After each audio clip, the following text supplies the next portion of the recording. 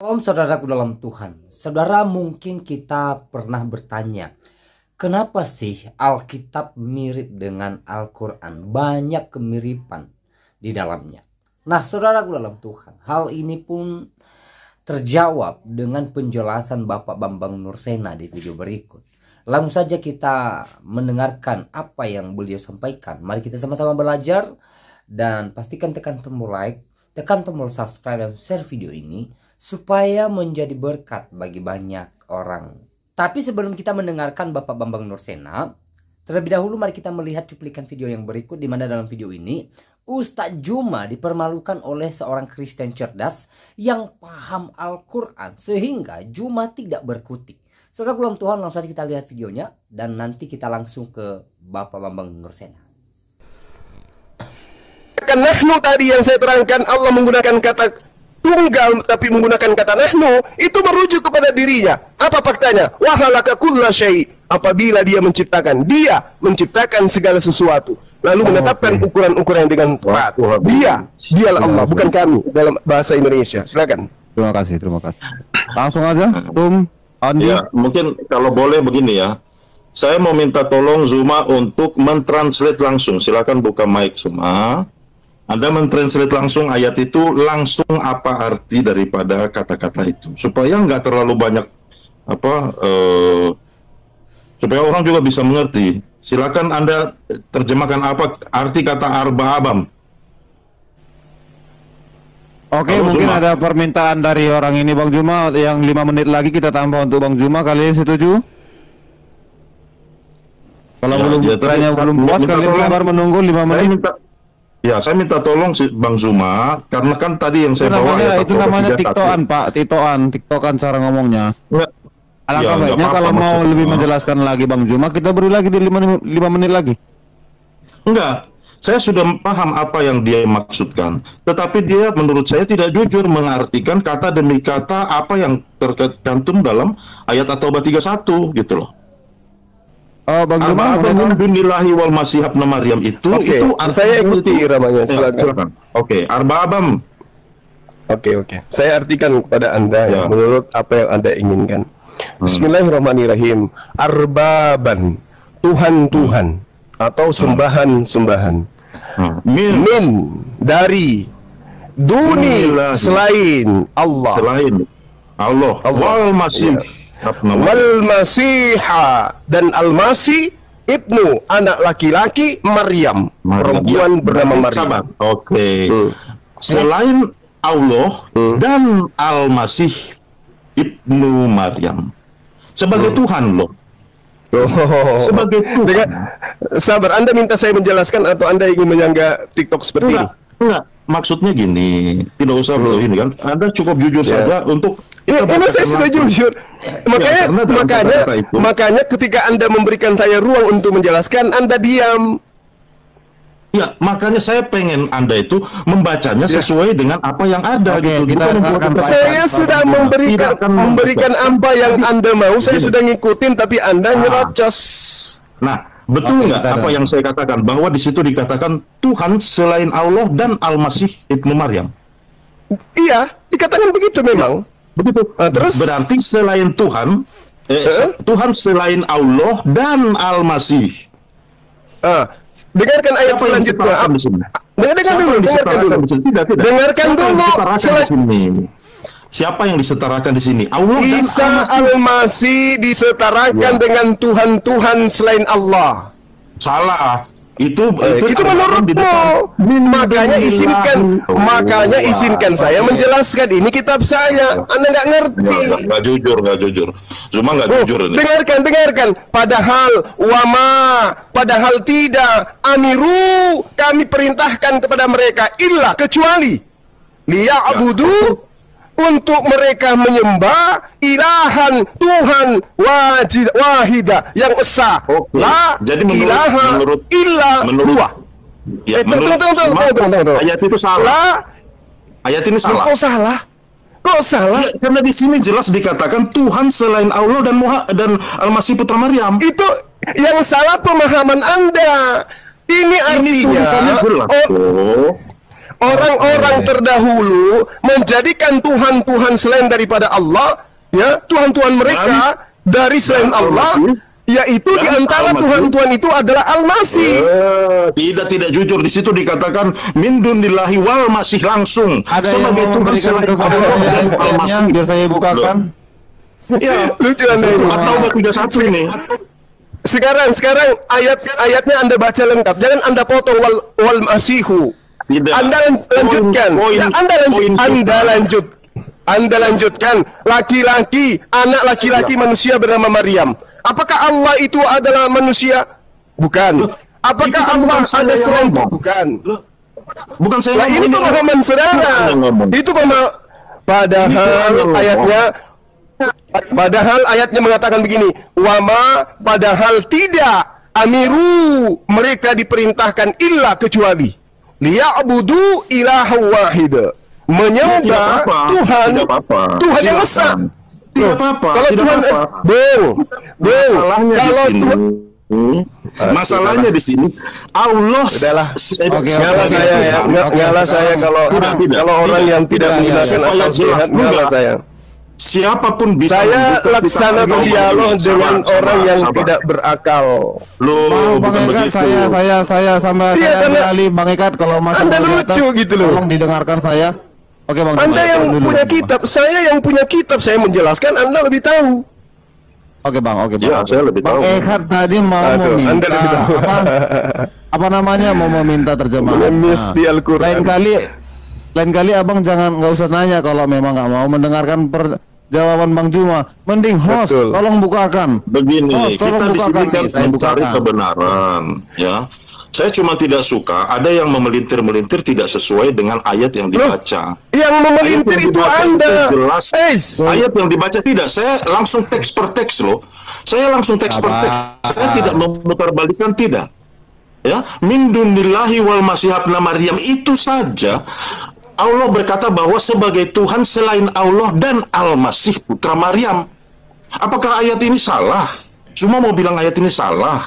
Bahwa Allah tidak berkata wal masih ibnu Maryam. Tidak salah. Orang-orang menyembah selain daripada Allah. Sembahan Tuhan-Tuhan itu diantaranya juga adalah Al-Masih, anak laki-lakinya Maryam, juga disembah selain daripada Allah. Padahal kata ayatnya, wama umiru, ya memang benar kalian menyembah Isa putra Maryam selain daripada Allah, kan? Iya kan? Jadi kalau begitu, begini, kalau begitu selain Bapa, Anda juga menyembah anak Maria bernama Yesus, betul? Al-Quran tidak salah, kan begitu. Jadi masalahnya Allah berkata bahwa itu adalah sebuah Tuhan yang benar. Siapa bilang? Makanya baca ayatnya lengkap, illa kecuali liya'budu, untuk mereka menyembah ilaha wahid, Tuhan yang esa, la ilaha illa huwa. Berarti cuma satu Tuhan, cuma Allah. Isa putra Maryam itu disembah oleh kalian, padahal diperintahkan oleh Allah menyembah hanya kepada Allah. Kenapa kalian menyembah kepada Isa? Ya, karena di dalam ayat itu dikatakan sebagai Tuhan selain Allah dan Al-Masih. Berarti Al-Masih ini adalah Tuhan, kata Allah. Bukan, Bung. Arbaban itu merujuk kepada Tuhan-Tuhanan. Orang-orang Yahudi. Min dunillahi wal masih. Itu masalahnya. Ayatnya kan jelas. Mereka menjadikan ulama mereka, waruhbanahum, dan rahib-rahib mereka Tuhan-Tuhanan selain daripada Allah. Bagaimana Isa Al-Masih? Termasuk Isa Al-Masih dijadikan sebagai Tuhan-Tuhanan selain daripada Allah. Apa bukti ayatnya? Wa ma umiru illa liya'budu ilaha wahid, la ilaha illa huwa. Tidak ada Tuhan selain Dia. Kok jadi Tuhan dua di sana? Kok jadi Tuhan dua di sana? Kita kembalikan lagi ke seperti awal. Jadi nanti kiranya Bang Ehat kalau maupun mengapakan ayat itu kan abang bertanya sama Bang Juma, diterangkan abang nggak terima. Mending abang buka aja langsung, host bukakan yang ini, biar saya buka, kita baca sama-sama. Udah selesai nanti waktu abang, nanti ini disangka Bang Juma lagi gitu. Kalau kamu bertanya sama Bang Juma tidak terima jawaban Bang Juma itu, nanti kita nggak selesai sampai sore nih. Host, mohon maaf, saya minta tunjukkan data Al-Maidah sedikit aja, 1 menit. Al-Maidah supaya kita paham. Al-Maidah ayat 116. Apa ya? Sabar ya teman-teman. Al-Maidah. Al-Maidah ayat 116.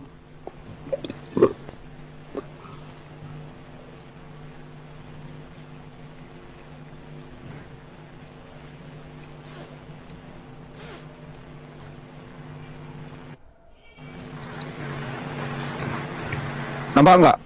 Ya, oke. Saya bacakan ya untuk menguatkan pernyataan saya. Wa iskala Isa wa iskala Allah ya Isa bin Maryam. Berkatalah Allah kepada Isa putra Maryam, wahai Isa, apakah engkau yang mengatakan kepada orang-orang, dalam hal ini Ehad, jadikanlah aku dan ibuku sebagai Tuhan selain daripada Allah. Apa pengakuan Isa? Referensinya dari mana itu? Ada di kitab sebelumnya enggak? Atau itu cuma omongannya Muhammad saja? Itu di mana kita temukan di Alkitab?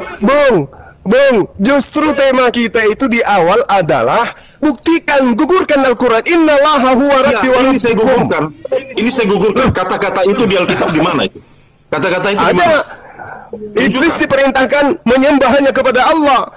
Yesus mengajarkan dirinya hanya utusan Allah. Tunjukkan Yesus berkata bahwa ini kata-kata ini benar di Al-Quran ini. Sekarang patah ini Yohanes 4 kata-kata nomor 22. Bung, Yohanes 4 nomor 22. Kami menyembah apa yang kami kenal. Matius 4. Apa yang dikatakan oleh Yesus? Enyahlah engkau iblis. Enyahlah engkau iblis. Mana dikatakan bahwa Enyahlah engkau iblis. Sabar, sebar. Di mana Sembahlah dikatakan Allah. Yesus Dan berkata hanya kepada Dia Tuhan saja bahwa- engkau berbakti. Ya, mana? Ini kita cari referensinya, ini tidak ada. Siapa yang ngarang ayat ini? Lo kok ngarang? Ini patah. Quran langsung hancur ini di sini. Kenapa? Di mana Kenapa ayat dia ini mengatakan ada di ngarang? Alkitab? Kata yang kau bawa ini Loh, dari Al-Maidah ini. kenapa kitabmu yang Anda jadikan sandaran? Emang kitabmu itu firman Tuhan? Jangan dibilang Dari- Tuh. Sabar. Kau hancurkan Al-Quranmu, Juma. Di mana ayat yang itu Yesus sabar. berkata seperti itu? Tidak ada. Oke, kita kembali lagi ke waktu ya. Sekarang Abang ini mau menanggapi atau gimana apa yang disampaikan Bang Juma tadi? Udah, si Suma sudah kena gaplok gitu. Dia nggak bisa nunjukin itu di mana itu Tuhan ada ngomong gitu sama Yesus di Alkitab. Kalau begitu tunjukkan kitab ajaran hikmat Isa yang didatangkan oleh Allah kepadanya. Bisa? Itu mana? Matius, Markus, Enggak, Lukas, saya Yohanes tanya. itu Injil. Saya- Injil itu. Siapa Mana yang kitab Injil mengatakan? diturunkan? Bung, Yesus mengaku menerima firman dari Allah. Tunjukkan kepada saya mana firman yang Yesus terima dari Allah. Firman itu 1, Firman itu 2, adalah ajaran. 3, 4, Firman itu adalah 5, ajaran. 6, 7, Tapi 8, dalam Islam 9, Anda berkata 10. bahwa Isa Anda diberikan tidak kitab. sanggup. Mana kitabnya? Anda tidak sanggup kitabnya? menunjukkan hikmat Injil yang Yesus terima dari Allah. Oke, Baca oke. Yohanes Oke. 14 nomor Sebagai 24. penyelamat. Ini kita Sebagai kembali. Yohanes 14 nomor 24, Yesus mengaku menerima firman dari Allah. Mana firman itu? Mana? Bung? Firman-Nya, akulah jalan mana? kebenaran dan hidup. Itu tulisan, itu firman yang ditulis oleh penulis kitab saudara. Yang saya minta yang diterima Yesus dari Allah mana? Ya itu. Yang mana? Itu yang diterima Yesus. Akulah jalan dan kebenaran dan hidup. Itu firman. Udah kembali ke tema kita. Udah kembali ke tema kita. Itu memang temannya. Al-Quran langsung jatuh di situ. Abang awalnya menanggapi 5 menit lagi diberikan waktu. Untuk siapa nih? Untuk saya atau untuk Bang Juma ini ya? Untuk kita. Oh baiklah, gini aja untuk diselesaikan dulu. Kan giliran Saya dari nggak Kristen mau tadi. seperti itu. Karena kalau mau kembali ke Iya, saya juga tadi maunya tidak seperti itu. Tapi ini pertanyaannya gimana ya? Bang, ketika ada yang menjawab tidak dipercaya, alangkah baik jangan ditanya tuh, langsung aja buktikan. Host buka yang ini, lihat isinya apa, terjemahannya, baru nanti lagi menjelaskan gitu. Kalau tanya kita nggak percaya, itu namanya nanti ribut. Ini jangan ditanya gitu. Oke, dilanjut.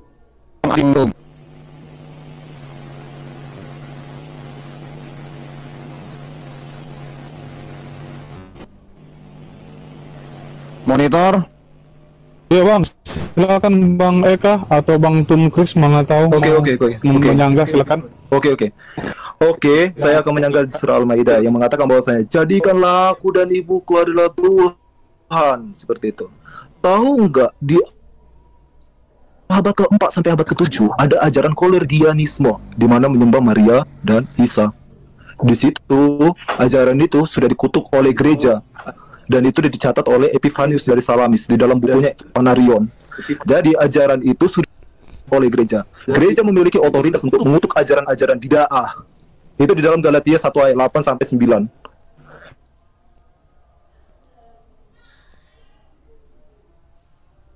Cuman saya bersyukur pada Tuhan dan Roh Kudus bahwa Sebentar Bang, saya dia juga ikut terlibat ya. Saya yakin dan percaya bahwa Tuhan ikut terlibat sehingga Zuma tadi membawa ayat yang akhirnya menggaplok mukanya sendiri. Ya. Tidak ada satupun ayat yang bisa dia tunjukkan bahwa Yesus ada berkata seperti itu kepada Tuhan di dalam Alkitab, dan itu berarti menghancurkan klaim yang selama ini dia katakan bahwa Al-Quran itu adalah kebenaran. Tidak lebih daripada pikiran daripada seorang yang mengaku nabi dan membuat cerita baru. Jadi demikian teman-teman, saya undur diri, sampai ketemu lagi di topik berikutnya. Oke. Waktunya terbatas nih, saya gunakan. Baik, tadi Bang Juma katakan ketika Thomas berkata ya Tuhanku Allahku katanya gitu kan, terus Bang Juma mengatakan kalau Yesus itu bingung, tidak tahu apa-apa, tidak tahu apa yang dialami oleh murid-muridnya. Di dalam Alkitab itu Bang tidak ada dikatakan seperti itu Bang. Jadi jangan berbicara di luar konteks dan tekstual Bang ya. Kita harus kontekstual dan tekstual dalam memahami Alkitab itu Bang. Tetapi saya mau coba bantah perkataan Bang Juma tadi bahwa Yesus itu tidak tahu gitu. Dalam Lukas 8 itu Bang, di ayat 40 dan ayat 46, ketika Yesus dikerumuni orang banyak gitu, begitu katakan Yesus kembali, orang banyak menyambut dia sebab mereka menantikan dia. Di ayat 48, tetapi Yesus berkata, ada seorang yang menjamah aku sebab aku merasa ada kuasa keluar dari diriku. Begitu Bang. Berarti perkataan Bang Juma yang mengatakan bahwasanya dia tidak tahu apa yang dialami muridnya terpatahkan Bang ya. Itu hanya 2 orang saja, beberapa orang saja muridnya. Ini dalam orang banyak loh Bang. Di dalam kerumunan orang banyak, Yesus dalam Lukas 8 itu Bang, dia tahu ada orang yang menjamah. Bagaimana mungkin seorang manusia bisa tahu jika dalam kerumunan banyak siapa yang menjamah dia? Nggak mungkin Bang. Tetapi Yesus berkata, ada seseorang yang menjamah aku gitu. Karena sebab aku merasa ada kuasa keluar dari diriku. Begitu Bang perkataan Yesus Bang. Jadi mengenai perkataan Bang Juma tadi mengatakan Yesus tidak tahu dan bengong karena melihat murid-muridnya itu heran dan bingung kenapa Yesus yang sudah mati bisa ada kembali. Berarti perkataan Bang Juma tadi secara nggak langsung Yesus memang terklaim dari mulut Bang Juma bahwa Yesus itu sudah bangkit. Sementara di dalam kitab kalian Bang Juma bahwa Yesus itu diserupakan, dia tidak bangkit. Tapi Bang Juma tadi mengatakan dia bangkit dalam pemahaman Bang Juma. Ini yang mau saya bilang, jangan lompat-lompat Bang. Jadi mohon kalau kita bahas Alkitab itu jangan ini Bang, harus kontekstual dan tekstual. Jadi terukur dia Bang Juma. Tadi Bang Juma mengatakan bahwa Yesus itu bangkit. Sementara dalam kitab Abang Juma itu Yesus diserupakan. Begitu Bang. Silakan Bang. Oke, waktunya sudah habis, langsung aja Bang Juma. Kisah-kisah yang tidak ada di dalam Quran itu kok bisa sejarahnya muncul di tafsir Jalalain, di tafsir Tobari, di tafsir Ibnu Katsir. Dari mana? Sampai tahu bahwa cerita tentang Elias, cerita tentang Elisa, dari mana taunya? Kok sampai tahu bahwa istrinya bahwa ada keluarga Yohanes Pembaptis, Yahya, yang namanya Asba atau Elizabeth. Padahal di Quran nggak ada kata Elizabeth, kok sampai muncul nama Elizabeth dari mana coba? Ya dari Bible, dari mana lagi kalau bukan dari Alkitab? Tapi kalau itu sudah dikutip oleh Ibnu Katsir, orang tidak lagi membahas Ibnu Katsir dapatnya dari mana. Coba lihat di tafsir-tafsir di umum, ini ada di tafsir At-Tabari, Ibnu Jarir At-Tabari yang judulnya Jami'ul Bayan fi Tafsir Al-Quran, juz sekian, halaman sekian. Terus dapatnya dari mana Tabari? Loh, kenapa sumber yang dikutip Tabari kok ditolak, dituduh palsu? Padahal dia ngutip dari yang palsu tadi, ngutip dari yang dituduh palsu tadi. Saya ngomong tapi sambil nada guyon. Nah begitu juga bagi saya, Mormon itu tidak ada. Untuk apa Mormon itu? Meskipun itu ada pendeta, bukan pendeta, pejuang hak asasi dari Mormon, Thor siapa namanya itu ada, bukunya tebal segini, dia pejuang hak asasi. Ketawa-ketawa itu saya ngomong, Mormon saya tidak percaya kalau Joseph Smith adalah nabi. Tetapi siapa yang bisa menolak keyakinan orang bahwa Joseph Smith adalah nabi? Saya nggak punya hak. Yang punya hak adalah Tuhan. Nah Tuhan aja mengizinkan, kok saya menolak? Biarkanlah lalang itu tumbuh sampai bersama gandum sampai waktu menuai, saya bilang gitu. Pada awal-awal pertama, banyak orang-orang Kristen yang disewa oleh tentara pemerintah Islam sebagai apa? Administrator, penerjemah, tabib, dokter istana. Nah, orang-orang ini pintarnya pemimpin Islam sejak masa Harun Ar-Rasyid. Bergerubak-gerubak manuskrip didatangkan dari India, Persia, Yunani. Isinya matematika, geometri, geografi, fisika, kimia, semua diterjemahkan dalam bahasa Arab. Ada ambil alih teknologi ke dalam bahasa Arab, dan kemudian siapa yang menerjemahkan? Orang-orang Kristen. Sampai pada masa dinasti Abbasiyah, zamannya Khalifah Al-Ma'mun, penerjemah kekuatan itu ada di tangan orang-orang Kristen Syria Timur. Di Baghdad dibentuk yang namanya Baitul Hikmah, ketuanya Hunain bin Ishaq, seorang anggota gereja Syria Timur. Itulah yang menerjemahkan karya-karya sastra termasuk teologi. Saat itu yang namanya Ahli Sunnah wal Jamaah belum muncul sampai dinasti Abbasiyah. Karena apa? Islam hanya punya kekuatan militer. Kalau dia mengatakan Allah itu memiliki sifat-sifat, itulah yang harus kita imani. Titik. Tidak pernah bertanya bagaimana hubungan sifat Allah dengan wujudnya, dengan zatnya. Tidak pernah. Baru itu dirumuskan ketika muncul gerakan Mu'tazilah. Karena pengaruh kuatnya filsafat Yunani, baru muncul Imam Asy'ari yang mengatakan asifatul laisatil dzat walahiyya ghairuha. Sifat Allah itu tidak sama dengan zatnya, tapi juga tidak beda dengan zatnya. Bagaimana itu? Bila kaif wala tasbih. Kita hanya bisa menyembahnya, mempercayainya, jangan bertanya bagaimana. Nah itu mungkin yang melatar belakangi ojo kakean takon dosa. Itu bila kaif wala tasbih. Ya toh? Kalau kita lihat nama Isa itu sudah berbeda dengan nama standar di teks-teks Arab. Di dalam teks bahasa Arab, kebanyakan dalam Injil bahasa Arab tidak dikenal kata Isa. Yang dikenal kata Yeshua. Yeshua Al-Masih, Yesus Kristus, bukan Isa Al-Masih. Dari mana ini kata Isa ini muncul? Ternyata itu dari Kristen Syria. Nah, Kristen Syria ini di dalam penerjemahan teks-teks Arab, dia tidak pernah menerjemahkan sampai hari ini menjadi Yeshua dalam teks Arab, ya. Tetapi Isa, misalnya beberapa biara ditemukan dengan nama Isaniyah, pengikut Isa. Itu tahun 571, sejaman dengan tahun kelahiran Muhammad. Kata Isa itu ternyata fonetik koresponden, perubahan bunyi, dan itu tidak salah. Contohnya gini, saya sering ulang-ulang kata-kata ini. Orang Jawa tidak bisa ngomong huruf Ain, Abu Bakar, Umar, Utsman, Ali, tapi Ngabu Bakar, Umar, Ngusman, Ngali. Orang Sunda sulit untuk mengucapkan huruf F. Ya.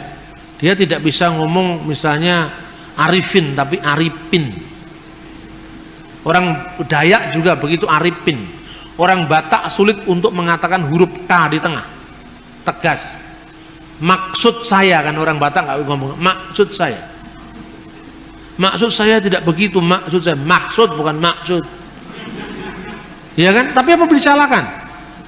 Itu kan pronunciation itu kan memang khas pembawaan dari masing-masing suku, masing-masing bahasa.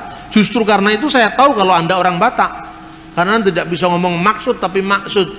Kalau disuruh ngomong sebetulnya bisa, tapi karena udah terkeenakan begitu. Orang Bali tidak bisa ngomong huruf D dan D, makanya sulit masuk Islam, kan nggak bisa ngomong dalika, dalika, kan orang Bali. Batuk nggak bisa, mesti batuk. Jadi sakit batuk, batukmu itu tidak ada bedanya, bener kan? Nah ini yang namanya ponetik koresponden. Orang bahasa serumpun pun begitu. Misalnya orang Arab menyebut dengan huruf, orang Yahudi menyebut dengan yod, Yerusalem.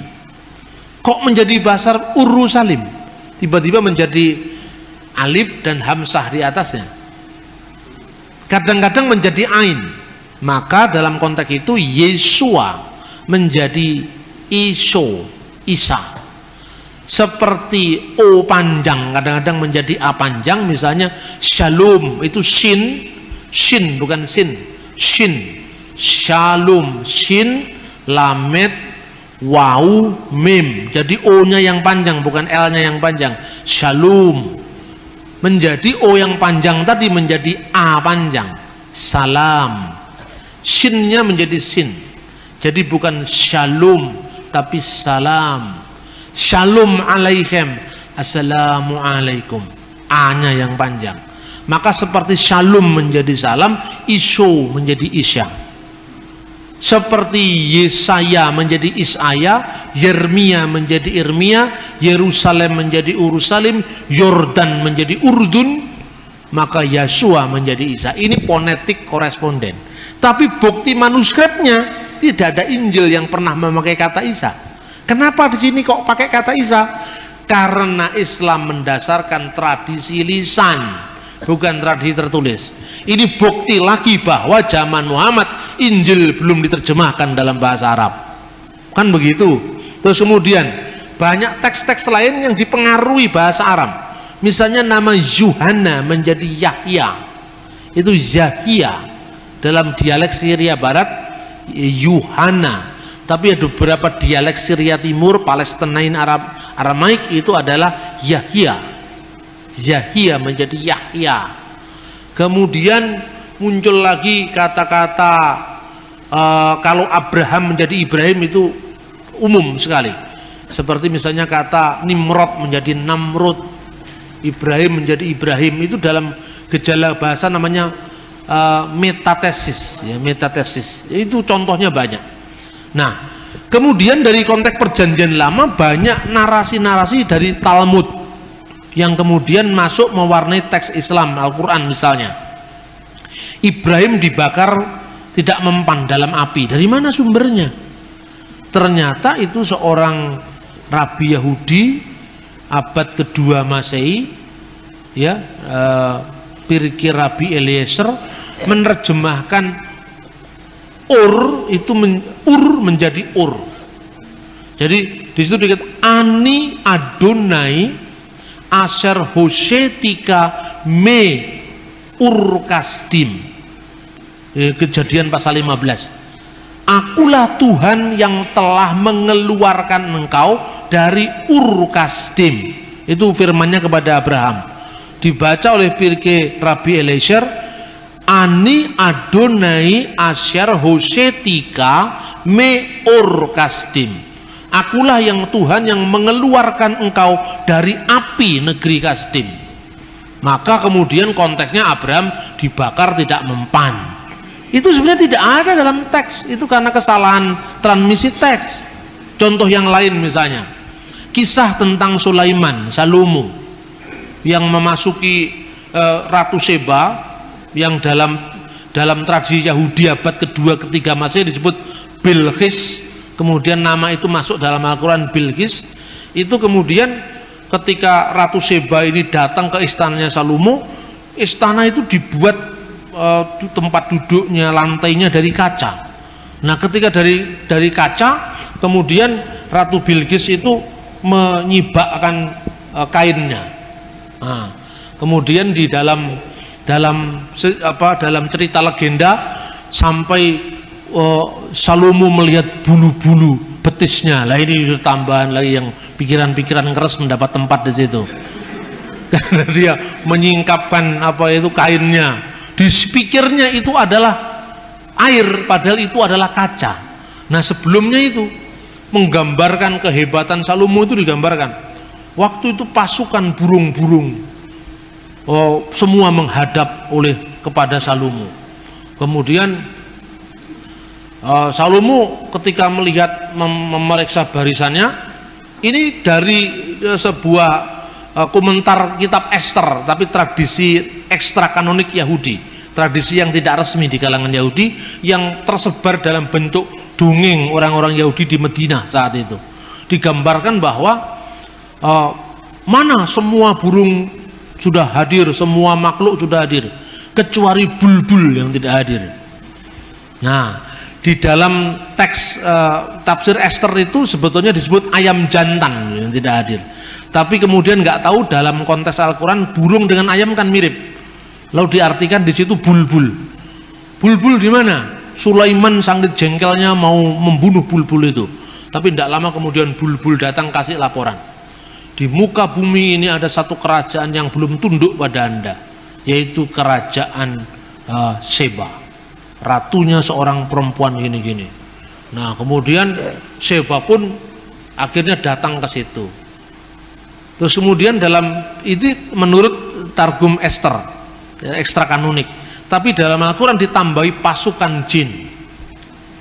Nah Anda teliti bulbul itu kata apa, pasti bukan bahasa Arab asli, itu bisa dilacak. Kemungkinan itu beberapa ahli menduga itu dari unsur Ethiopia. Dan kenapa Ethiopia? Ethiopia pernah hubungan intens dengan Islam.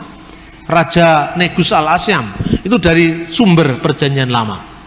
Terus kemudian ada fakta-fakta kristologi yang dikaburkan. Zakaria Nabi dalam perjanjian lama dikaburkan dengan Imam Zakaria dalam perjanjian baru, yang adalah bapak dari Yahya Pembaptis, ya kan? Kemudian Miriam dalam perjanjian lama yang saudaranya Harun dan Musa, anaknya Amram. Amram punya anak Musa, Harun dan Miriam kan, dikaburkan dengan Maria perjanjian baru. Sehingga ketika Maria membawa anaknya tanpa menanyakan, tanpa memberitahu siapa bapaknya Yesus itu, ya kan, itu kemudian ditegur oleh kaumnya. Versi surat Maryam, wahai Maryam saudara Harun, ya Maryam ukta Harun. Padahal ini bukan Maryam saudara Harun, ini adalah Maryam ibu Yesus. Kenapa disebut Alu Imran, keluarga Imran? Karena dianggap sama dengan Amram, seperti Abraham menjadi Ibrahim, Amram menjadi Imran. Padahal sebenarnya mestinya Ahlu Daud, keluarga Daud, bukan keluarga Amram. Karena Yesus bukan keturunan imam, Yesus adalah keturunan Yehuda. Nah ini banyak fakta-fakta yang seperti ini sebetulnya lagi membingungkan. Makanya Hasan menjawab, Maryam disebut saudara Harun, itu Harun yang lain. Yang tempat lain mengatakan, karena di orang Yahudi nama Harun itu nama pasaran. Di tempat lain dikatakan karena dia beriman seperti imannya Nabi Harun. Nah tapi kalau itu kebetulan, bagaimana kebetulan sampai 2 kali? Kebetulan itu cuma 1 kali. Maryam anaknya Imran dalam surat At-Takrim, dan Maryam saudara Harun 2 kali. Ini fakta-fakta sejarah. Kemudian ketika ditanya seperti itu, Yesus dalam kandungan tadi menjawab, akulah nabi. Nah, akulah nabi. Coba teksnya Anda bisa baca pada halaman 12. Diberikan kepadaku Alkitab dan dijadikannya aku seorang nabi dan dijadikannya seorang yang diberkati di mana aku berada, dan diperintahkan aku untuk melaksanakan salat dan membayar zakat selama aku hidup.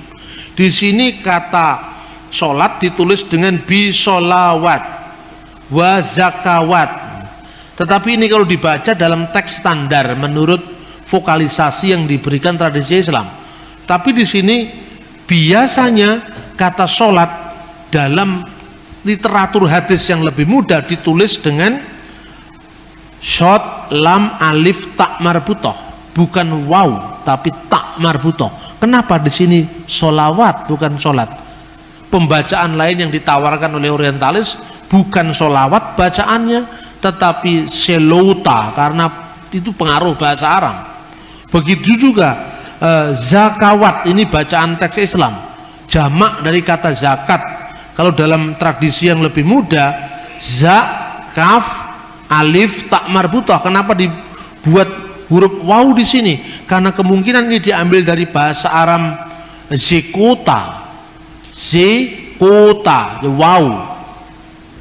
Zekota menjadi zakat, zakawat, kemudian shilota menjadi solat, solawat. Ini pengaruh bahasa Arab.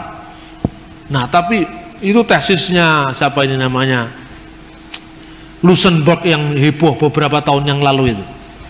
Karena di situ ada kemungkinan besar misalnya bacaan hur itu artinya anggur perjamuan suci. Itu berasal dari surat-surat Mar Ifraim dari Syria. Tapi di situ hur dalam teks Quran diartikan seorang bidadari yang bermata jeli, yang tetap perawan di surga. Nah, yang dikaruniakan kepada hamba-hambaku yang beriman. Tetapi tidak diceritakan yang perempuan dikasih bidadara, tidak ada, tapi yang laki-laki dikasih bidadari, kan begitu. Nah, ini teksnya seperti itu.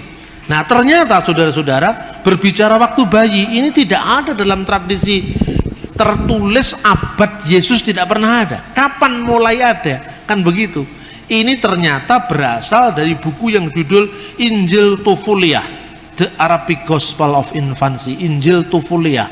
Dan buku ini baru muncul abad ke-7, terjemahan The First Gospel of Infancy dari bahasa Suryani, bahasa Syria, abad ke-4 dan abad ke-5 diterjemahkan dalam bahasa Koptik. Bunyinya seperti ini. Dalam buku Yusuf, imam besar yang hidup pada zaman Yesus, sementara orang menyebut Kaifas, disebutkan bahwa Yesus berbicara ketika masih dalam gendongan dan berkata kepada Maryam ibunya, waqad qala, mana ini Yeshua takallama hainin kana fil mahdi wa qala li Maryam ummuhu anni anna al-masih ibnullah alladhi waladatni kama basyiru Jibril al-Malak wa ani wa abi arsalni liqalasil alam. Sesungguhnya aku ini anak Allah. Kata Ibnullah diislamkan menjadi Abdullah, hamba Allah, yang engkau lahirkan sesuai dengan kabar gembira dari malaikat Jibril. Yang engkau lahirkan sesuai dengan kabar gembira malaikat Jibril.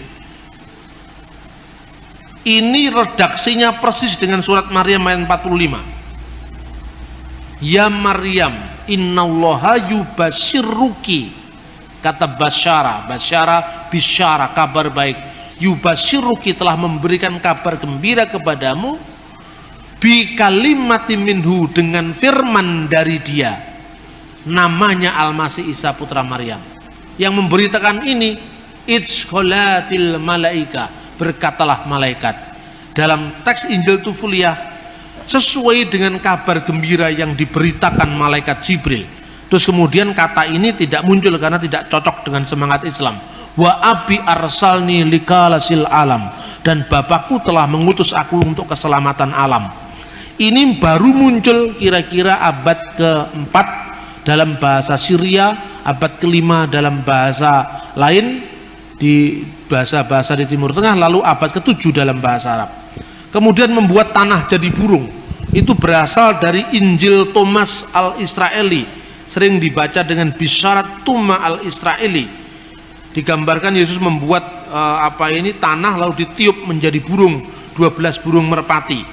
Ini kemudian muncul dalam surat Ali Imran ayat 49, ya, surat Al-Maidah ayat 110. Ini Anda bisa membaca ketika dalam ayat halaman 14 tentang masa kanak-kanak Yesus ketika umur 5 tahun membuat mujizat tanah menjadi burung pada hari Sabat. Nah, kemudian tentang Tritunggal yang dipahami Triteisme itu juga bisa berangkat dari tradisi pagan Arab di Mekah. Nah, ini beberapa setting sejarah yang ternyata itu diambil dari literatur apokrifa. Nah, sekali lagi saya sampaikan kepada Anda, menyampaikan narasi seperti ini memang harus sangat hati-hati. Saya bisa ngomong begini di jaringan Islam liberal, tidak menjadi masalah. Tetapi saya akan mikir 2 kali kalau saya harus ngomong begini di forum-forum yang lebih lebih fundamentalis. Jadi saya lihat situasi. Saya pun misalnya ketika saya ngomong di kelompoknya Salihara itu, kelompoknya Gunawan Muhammad, saya bicara begini. Tidak ada agama yang tidak saling meminjam tradisi agama sebelumnya. Saya memberikan contoh. Contohnya dulu adalah kata sabat dalam bahasa Ibrani. Itu berasal dari kata sabatu bahasa Akadia. Itu konteksnya dengan Dewa Marduk. Nah, tapi setelah saya menguraikan begitu, saya ceritakan, nah dalam Islam misalnya, kisah Yesus bicara waktu bayi itu berasal dari buku apokrif. Buku apokrif itu kumpulan legenda-legenda rakyat yang kemudian ditulis pada kira-kira ratusan tahun setelah zaman Yesus. Bisa bicara waktu bayi, membuat mujizat tanah jadi burung dari Injil Thomas. Itu semua orang mendengarkan tuh sampai melongo begini. Nah, lalu pikiran dia, lalu kalau firman itu diartikan out of history, bahkan over history, turun dari langit, lah bagaimana itu kutipan dari dongeng-dongeng rakyat kok turun dari langit? Tapi kalau bagi orang Kristen dan orang Yahudi, wahyu itu kan bukan didikte malaikat. Jadi kalau kata sabat itu paralel dengan kata sabat, itu wajar saja, tidak ada masalah bagi kita. Misalnya Leviathan dalam kitab Ayub itu kan naga laut artinya. Apa berarti bahwa orang Kristen mengakui tentang eksistensi binatang legendaris tentang naga laut? Tidak. Tetapi itu bahasa sudah diserap menjadi bahasa Ibrani. Aspek mitologinya sudah hilang. Contohnya misalnya Lukas pasal 1 ayat 78. Surya pagi datang dari tempat yang maha tinggi. Anda pernah membayangkan ketika membaca Lukas pasal 1 ayat 79, itu yang Anda bayangkan adalah Betoro Suryo, bapaknya Adipati Karno? Tidak, tapi karena kata surya sudah diserap dalam bahasa Indonesia, sudah mengalami demitologisasi, bukan mitos yang dialihkan tapi bahasa atau istilahnya. Bagi orang Kristen memahami yang seperti tidak terlalu sulit. Karena apa? Wahyu bagi kita tidak turun dari langit, tapi wahyu itu menyejarah. Bagaimana hubungan Injil dengan kebudayaan? Kalau bagi Islam, Quran itu bukan hasil budaya. Kalau Injil, bahasa yang untuk menulis Injil itu hasil budaya, tapi pesan-pesan teologisnya itu dari surga. Surga kan tidak ada bahasa tertentu. Bahasa yang dipakai oleh kitab Injil, Taurat, semua kan bahasa manusia. Terus saya mau tunjukkan bahwa ada kontekstualisasi yang sangat indah antara budaya lokal dengan pesan-pesan ilahi. Contohnya, Alkitab sering menyindir dengan bahasa-bahasa plesetan. Mungkin tidak pernah ada yang neliti fungsi bahasa plesetan dalam Alkitab. Pernah? Ada di Alkitab. Saya bisa mau tunjukkan kepada Anda. Contohnya, ketika Alkitab mengekspos menara Babel, waktu itu bahasa seluruh muka bumi ini satu adanya. Nah, lalu mereka mau ingin mencapai Tuhan dengan mendirikan menara, gitu? Untuk apa? Karena dengan menara itu dia akan lewat Babel. Itu kan sindiran terhadap agama pagan Babel. Dengan kekuatan sendiri mau mencapai yang namanya pintu ilahi. Bab itu pintu, El itu ilah, pintu dewa. Nah, manusia sudah membangun menara itu, akhirnya oleh Tuhan diporak-porandakan dengan pluralisme bahasa. Akhirnya mereka kacau balau, bukan Babel, yang didapat, tapi balel yang didapat. Balel itu plesetan dari Babel, artinya kacau balau.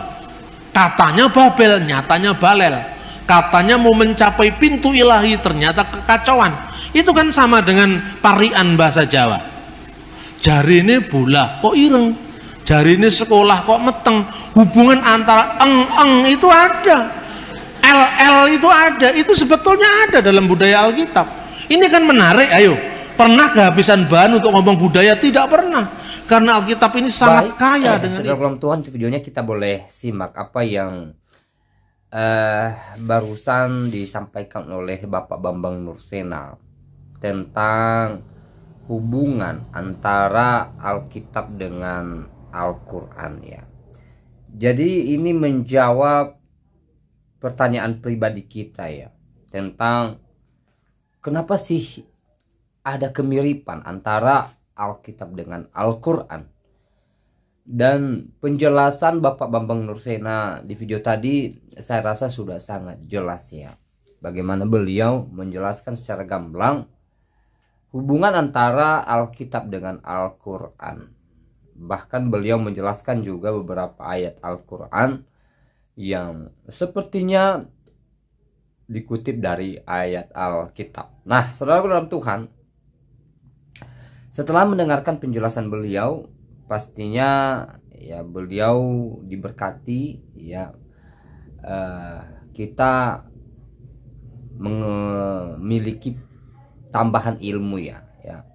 Kita memiliki tambahan wawasan dari apa yang beliau sampaikan. Dan apa tanggapan saudara? Silahkan tulis di kolom komentar. Tuliskan tanggapan yang baik, yang positif, terutama tanggapan yang memuji, memuliakan nama Tuhan di atas kerajaan surga. Nah, saudaraku dalam Tuhan,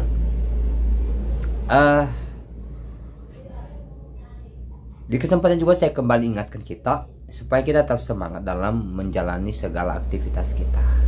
Pastinya ada banyak hal yang diperhadapkan dengan kita saat ini, entah itu sukacita, entah itu duka cita ya. Tapi saya mau pesankan bagi kita, apapun yang kita alami hari ini, entah itu sukacita atau sebaliknya kita sedang diperhadapkan dengan berbagai persoalan ya, mari kita tetap percaya kepada Tuhan. Mari kita tetap mengandalkan Tuhan. Mari kita tetap percaya akan kuasa Tuhan. Dan mari kita percaya bahwa Tuhan senantiasa ada bagi setiap kita. Tuhan tidak pernah meninggalkan kita ya. Tuhan Yesus berjanji bahwa Dia menyertai kita hingga selama-lamanya. Allah Roh Kudus Tuhan turun untuk mendatangkan kebaikan bagi setiap kita. Hal yang terpenting adalah kita berserah kepada Tuhan. Kita mengandalkan Tuhan dalam segala situasi kehidupan kita. Kita percayakan kehidupan kita, dan kita percaya bahwa kuasa Tuhan dahsyat dalam kehidupan setiap kita. Nah, saudaraku dalam Tuhan, semoga video singkat ini memberkati kita, menguatkan iman kita, membuat kita semakin bersuka cita, dan kiranya Tuhan Yesus Kristus memberkati kita sekalian. Shalom.